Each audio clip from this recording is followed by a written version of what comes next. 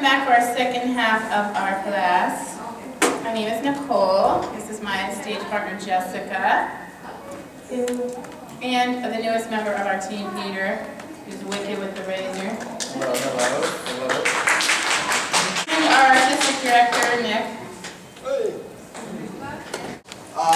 Some Updo techniques with Jessica. We'll also be showing some designs and sculpting with Pete, using the clippers and so forth.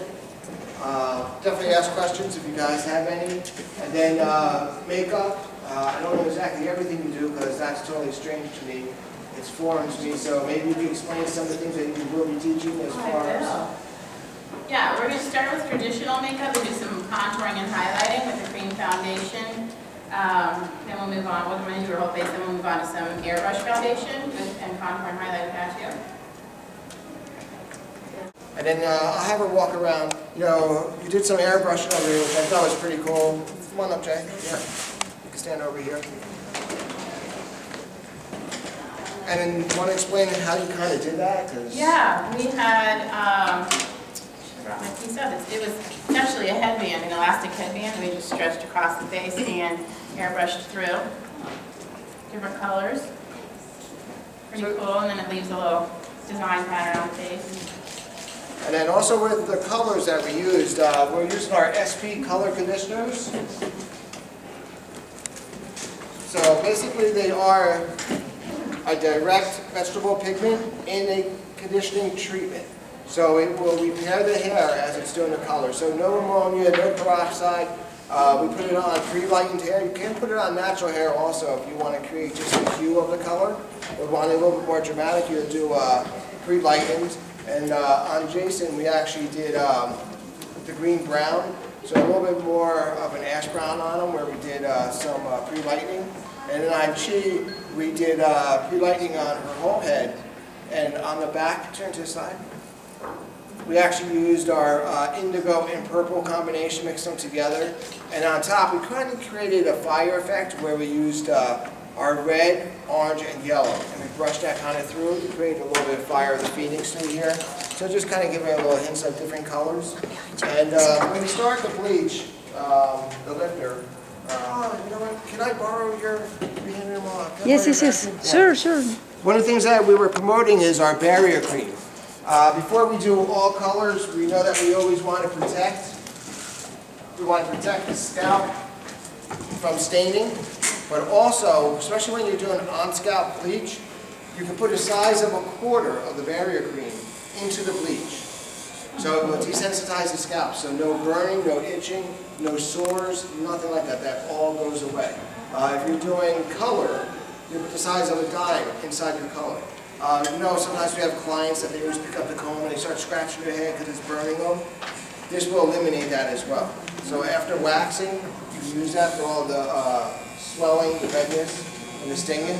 So it's a product that just isn't just a barrier cream, it goes way besides that. Also, I use this in all my colors now because it has vitamins A through E in it.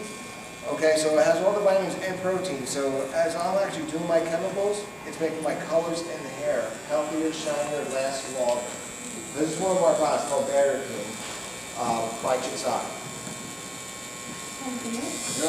The color from our makeup. When you're doing highlighting, you want to go one shade lighter than your natural foundation color. And any place you highlight is going to it's going to bring it out in the face. Now, if you just want to cover dark circles and you don't want to highlight under eye area, you're going to just use foundation in your own skin tone. But this is going to be a little bit exaggerated just so you guys can see the effect from where you're sitting. And I'm going to take my highlight all the way across the cheekbone back to the ear. That's what everybody's doing now, like the Kardashians. You notice how the highlighting goes all the way out to the hairline. Now, I started off with her, I blew her out, kind of rough dried her. She already has tons of hair, so I didn't need to add in too much more fullness. And I used the RT cream for thickness, but I also used the spiker glue at the base of the root, which which is normally for texturizing at the end, but I've come to find out that when you use it for an updo to make it hold better and have more texture, that you can also use it wet before you blow dry. And one of the products I was handing out to you, I gave you some products as well, is called Sculpting Lotion. So before we started a lot of the updos and the styling, especially when we were trying to create flips and curls and waves, we started out on damp hair. We put on our Sculpting Lotion. You could also use it as a wet set, so if you're doing finger waves, pin curls, you set it in. So you can do your blowouts, create all those really romantic curls and waves. So it's a good base to start out with when you're doing your styling. I think I gave you guys one. And then another product that we're going to be handing out to you guys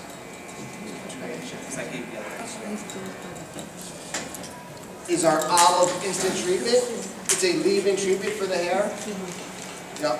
So I'll open this one up. I think we got one over here.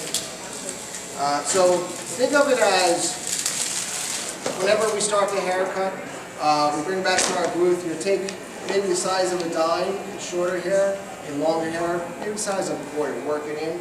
It's a moisturizer, heat protector, thermal, UV, chlorine, also salt water. So instead of starting off with like a conditioner, and then you put a smoothing cream in, and then you spray on like a thermal protector, then you finish off with floss drops, it's all in one product. So very easy to work with. We're also doing a lot of razor cuts, and we're doing a lot of razor cuts on dry hair cutting, and also when we're doing the buzz cuts as well. We like to use the Olive Instant Treatment or RG Protein Cream. It will save your razors from going dull and your scissors, so it keeps them sharper and lasting longer. And it also just makes the hair really, really beautiful. So this is something that I gave you guys as well, something that I want you guys to work with.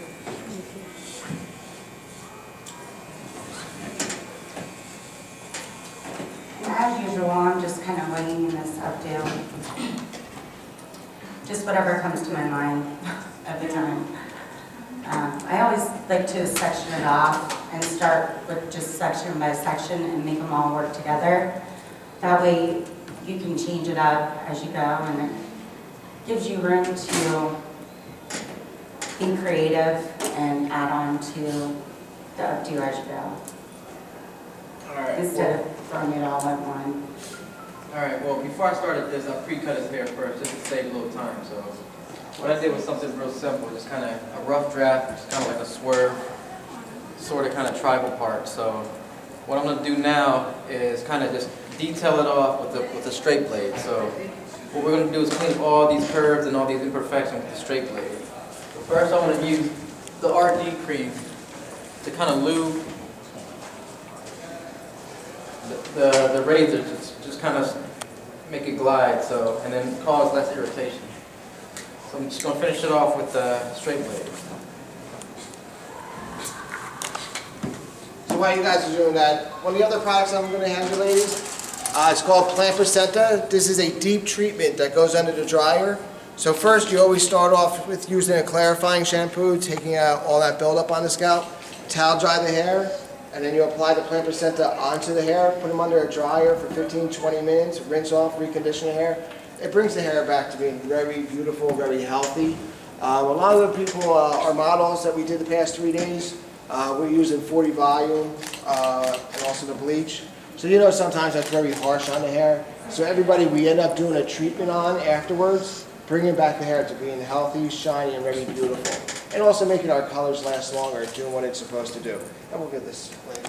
Yeah, sure. Jump in. Yeah. Yeah, of course. Yeah. And we'll give her a nice instant treatment, which is a nice leave-in treatment. And let's, yeah, hook her up. Yeah.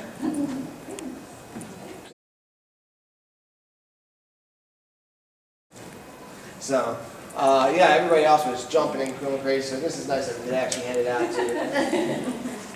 And then also, we do have really cool bags. I don't know if you ladies, do you guys like bags? Yeah? All right, awesome. So we have our Chitsai olive bag, which I believe we have 1, 2, 3. Yeah, we have enough. 4, yeah, beautiful. 1, 2, 4 over here. Yeah. So we want you to be able to carry all the products. And then Also, in the boxes, you'll find our business cards. So if you use our products and if you like them, you can contact us. If you guys are interested in having a demo at your salon or at your school, come out there. My name is Nick Domingo with Welljoy, Director of Education. So we know to bring you education to your salons as well. Alright, so I'm going in with my contour color now. When you do your contour color, you're going to go 2 shades darker than your natural color. And again, this is a little exaggerated. Her face is actually hard to contour because it's so perfectly contoured on its own. She's young, her skin is still tight, everything's where it's supposed to be. She's got a beautiful shape to her face. So I'm going in on the temple, a little above the temple area with the contour, down the middle of the nose to help create more of a stronger bridge to the nose. A lot of people do this instead of having their nose done. We're going to give her some more hollowed out cheekbones with the little color, contour color. This is my favorite little trick with it. I take a really narrow brush with the contour color and do a stripe right under the nose to the lip, and it really kind of accentuates that Cupid's bow on the top of the lip.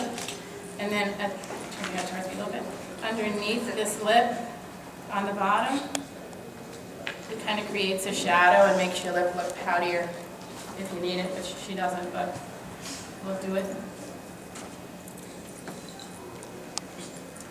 You don't want to apply anything too heavily, especially the contour, because once you start buffing everything together, it's going to muddy up the color if you put too much product on the face. Now, I just decided to start with some twisties because she has long enough hair that you can do it. Some people, if you do that, you're going to lose all the hair in the updo. So when you have a lot, you can pretty much do a lot with it. I'm just going to keep building up to it, and the girl with the lights. When I first started her, I decided to make it big because she also has a lot of hair. And I used, with her, I used like a styrofoam little donut looking thing.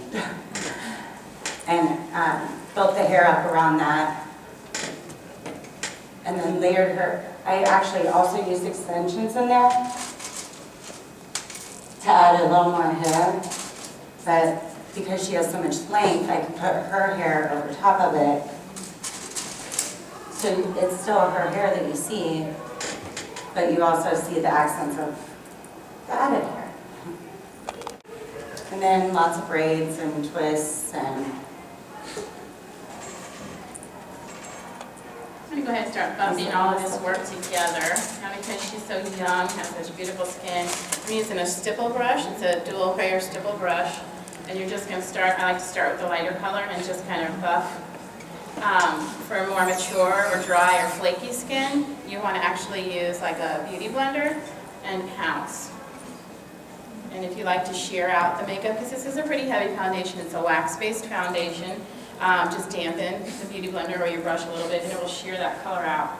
And the reason why we want to use a big beauty blender on drier skin, because if you're going in here and making all these buffing circles and the skin's lifting it all, flaking, you're pushing makeup right up under all of that flaky skin and it's going to make it even worse.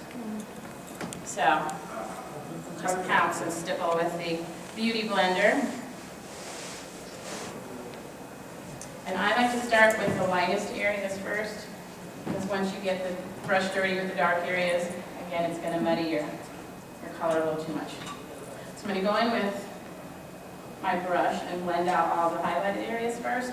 Then I'm actually going to use my brush in her natural skin tone and fill in all the negative space where we didn't put any dark or light color. And it'll all just kind of blend together. All right, so what I did was just kind of go through it with a straight blade just to kind of sharpen everything up. So this is your finished result here. So something real simple, basic, usually works well for a client that wants something pretty temporary, meaning like 2 or 3 days, because like a quick little weekend, want to look good and get it out of the way before Monday. So, and you always want to clean it with some alcohol or some aftershave, and then something to nourish it. So I usually just use RD right on top of it, and that kind of usually gets the irritation and everything else. So That's it, that's pretty basic and simple.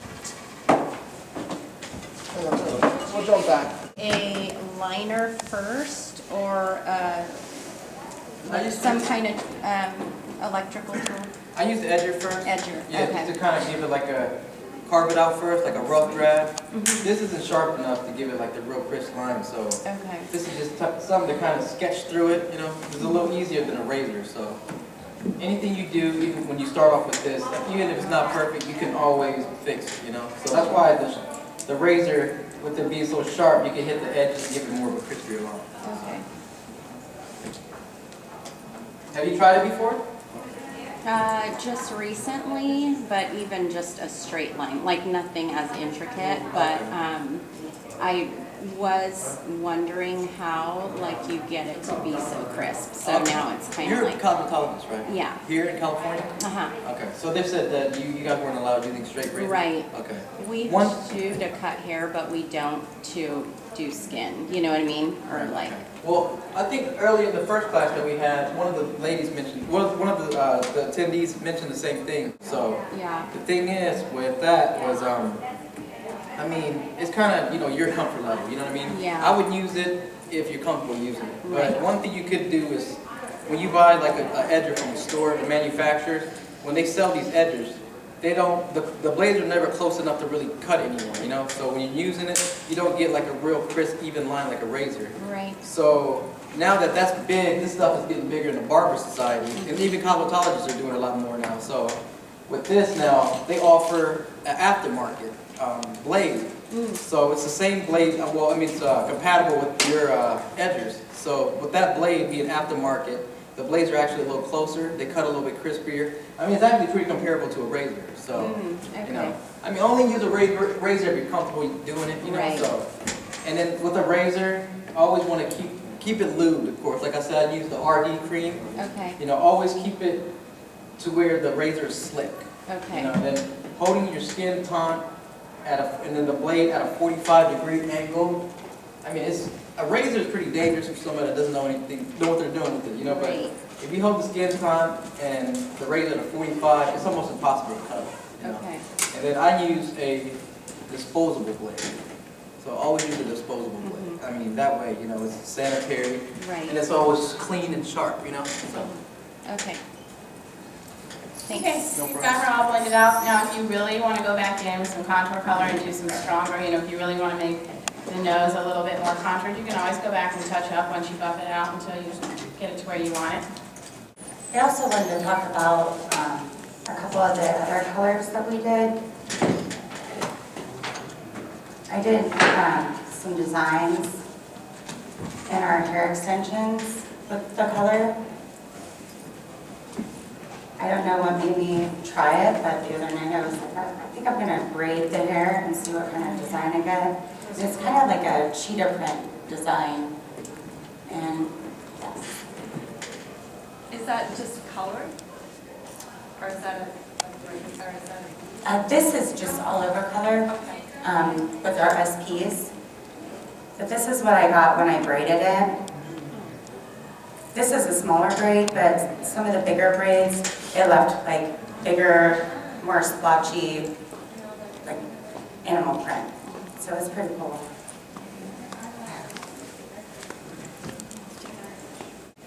Okay, before I do my eye color, I'm just going to go in and do a little loose powder underneath, translucent loose powder underneath the eye to catch any fallout. You guys ever do your eyeshadow and after you're done, you go like this where all the eyeshadow's sprinkled and you have big dark streaks across your cheek?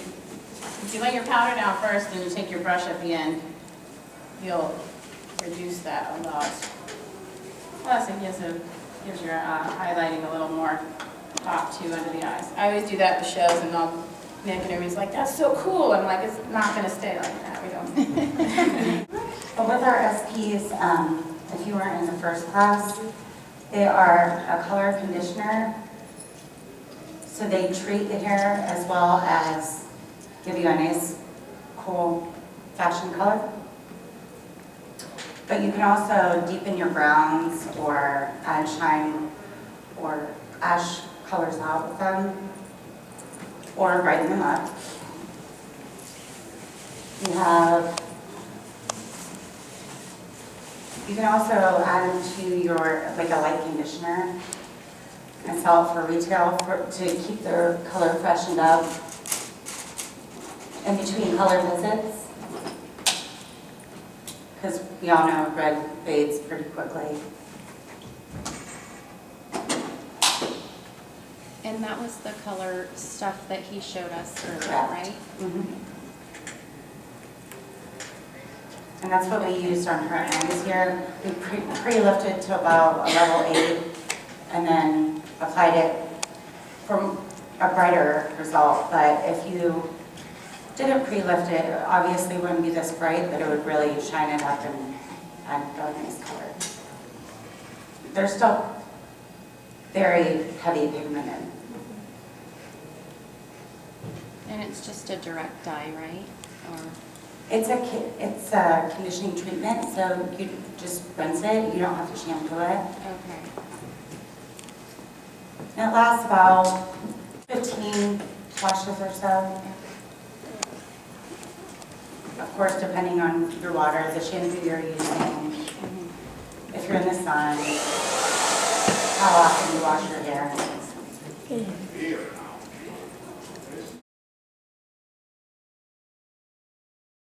Pieces that were made out of real hair and they like this. We saw those walking around too. They were really cool. What kind of continuing education hours are you guys required in California? Before it was None. 30 hours for teachers None? every 2 years. You just send your money in. Wow. Nice. For instructors, 30 hours every 2 years, but the governor, Arnold, Yeah? he took our license away because it was expensive to print. Yeah, Nice. and we paid for it too. We worked hard for teacher's license. So we used to do 30 hours every 2 years. Public schools still make us do some hours. They used to have, we needed to have 150 hours in 5 years to get our credential Yeah. renewed, but recently they took it away. But we have done it. Whoever has credentials and went to university and stuff. But to get a raise still, you have the public teachers for cosmetology, they have to have 30 hours again of education. So they make us go to school. Don't you hate when you do that stuff? I have my massage license back in Ohio too, and in Ohio, for massage therapy, we are licensed under the state medical board, and it's very tough, licensing requirements hurts me a little bit. Schooling and the actual test that you sit for is pretty hard. And then shortly after I finished school, they decided that they were going to let people be massage technicians, which you can't technically do therapeutic massage, but when a client's calling a spa for a massage, I mean, they're really not going to know too much of the difference. And it's like a weekend of education to get your massage therapy or massage technician license. After Yeah. all the hard work and money that I spent on school. Same here. I'm still glad I have my therapeutic massage license, but I just don't think they should even have anything like that, so. The public schools are tough. They want degrees. All the teachers have degrees and credential and everything, and it's a lot of money to renew. But, we give good education. That's what it is. Hey, I have a question for you. In order to do the design, you just first you do the haircut, you do the fade, and then after the haircut is on, you design it, or? Usually, well, in this case, I pre-cut his hair. I cut his hair in advance, and then just to kind of save some time. But usually, just I guess kind of know what you're going to target first as far as the cut, and then I would probably complete the target cut first, and then put the design in, and then you can always alter the cut to the design. So it's like in this case, it's just a comb over with a disconnect.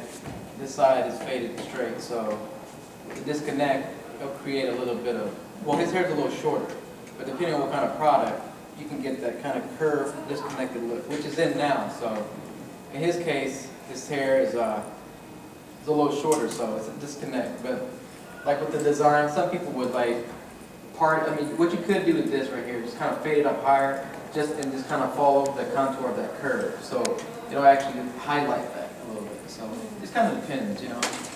But it's always nice to kind of know what you're going to do in advance, because that does save time. And let's say that got this name, but I have no clue, no idea what design that I want to do. Can I just use like a pencil? Or They you actually, know, they actually have those pencils that draw into hair. So if, I think I seen one, it was like, I think it wrote into white, you know, so a lot of clients with darker hair, you can just kind of etch the pattern in first. And that's always safe to do. Even like, in a lot of cases, I see people that's way more advanced, that does portraits. I mean, they always kind of give a rough draft with that pencil first, you know, so, I mean, it's not paper, you can't erase it. That's the only thing about this, you know, with hair, so. And once it's on there, see, I mean, you can always alter it a little bit, but, you know, if you make a mistake where it's, I mean, kind of impossible to do. So that's why I always say, just stick to something simple first, stick at your pace, perfect that, and then move on, you know? I mean, you don't want to go from lines to portraits, so. let's say that I make a mistake in the middle. What do you recommend? Just try to fade it, try to do a line. Honestly, I mean, Rebook them for 2 Yeah. yeah. Well, whatever you do, like in this case, all right. So for the part, like she asked earlier, did I use the edger to kind of start off first? So with the edger not being as sharp or as close as this razor took it, you know, that a little bit. I mean, that alone gives you a little bit of leverage. So etching it in a little bit. I mean, you kind of like casting a little, like a rough draft, just kind of scratching it in, you know. So try not to ever like really deeply embed anything in there, you know. That way, if you want to move things around or change it around, you can move it a little higher, move the part a little closer. So, I mean, that's just kind of something that you kind of got to know yourself with too, you know. So, just kind of know how your comfort level is, and just know that, I mean, you know, I mean, it's active stuff if it's repairable, you know. So, I would just go with something that you're comfortable with. Thank you. That was a great tip, thank you. No problem, thank you. So this is it. I mean, it's pretty basic, pretty simple, and like I said, just try to, you know, stick with simple. I mean, something like this can actually look a lot. I mean, complement the haircut a lot. So, I mean, as long as it's done properly and it's, I mean, the client likes it, of course. Then I guess it's pretty good. Simple. I mean, less is more sometimes. So, all right, Jim. Well, that,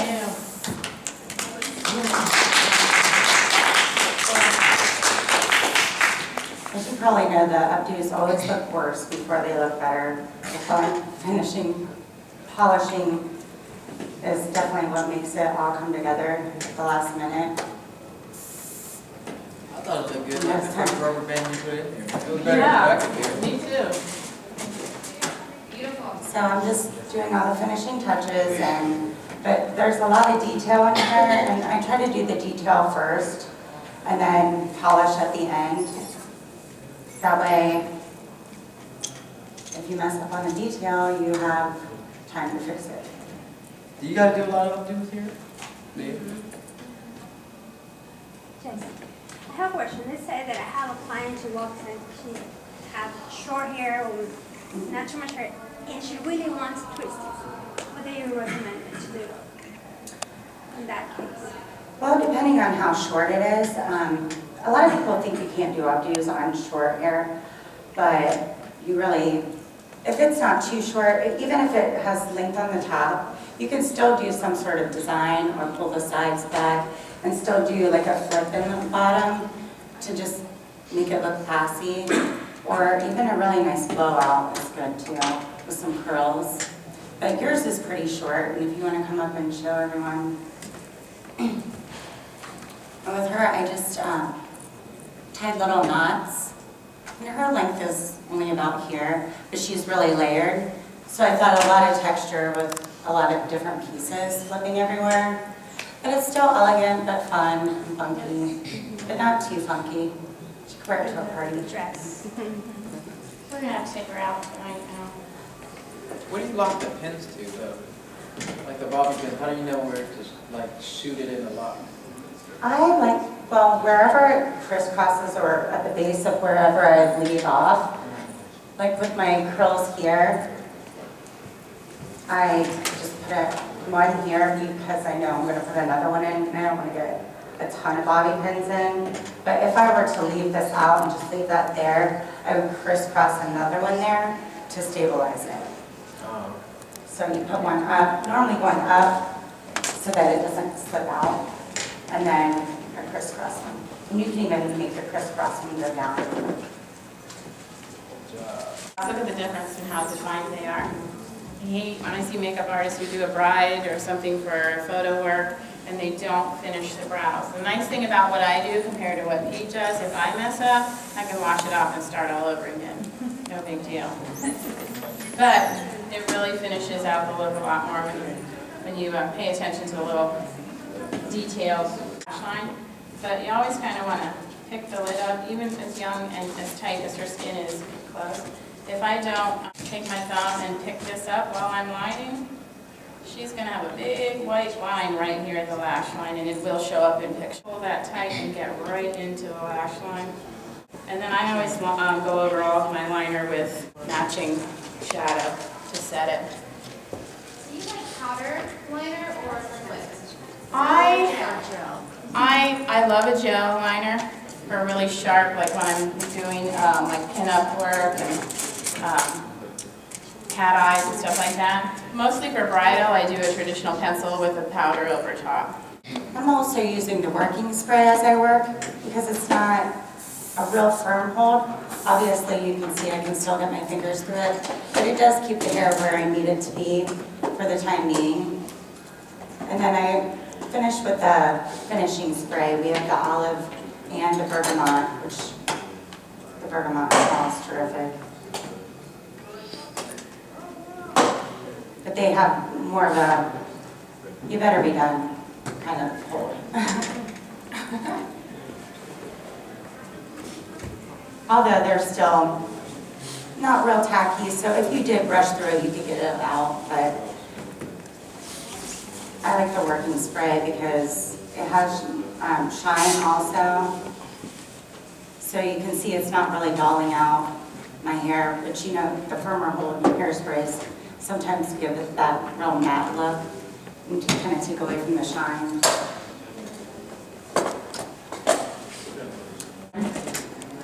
I did a bride and a few were bridesmaids, and we were in this really tiny bridal room at the venue where she was getting married, and she went down the hall to get her hair done, and her flower girl came in and spilled strawberry smoothie all over her wedding dress. Oh my God. And her mom's just, everybody's throwing towels on it, blotting it up, and luckily it was kind of on the inside of the train. Everybody's like, don't tell her anything, don't tell her that we did that. I'm like, great, I'm going to be the only one to leave, and if she finds it, they'll be like, oh, the makeup girl did it. She's I was like, I don't think I can keep it from her. They're like, we'll tell her on her first year anniversary if she, you know, she never found out. Oh my God. But I'm thinking, well, first of all, that's why I don't like being in the same room as the dress. Second of all, why is the flower girl drinking a strawberry smoothie next to the gown? Really?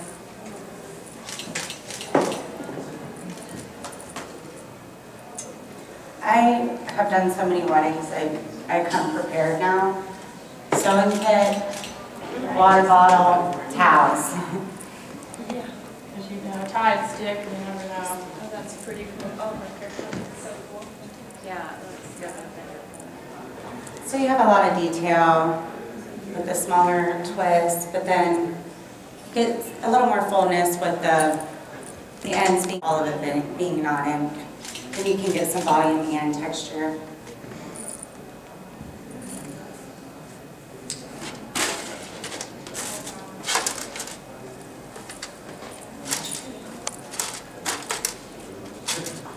I think it's always fun to add finishing touches.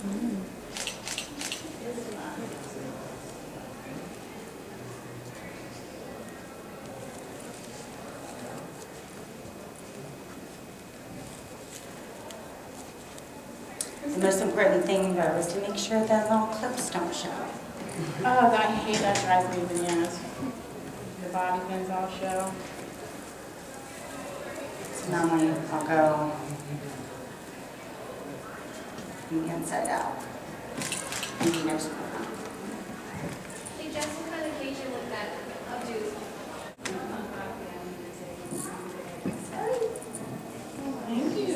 That's beautiful. All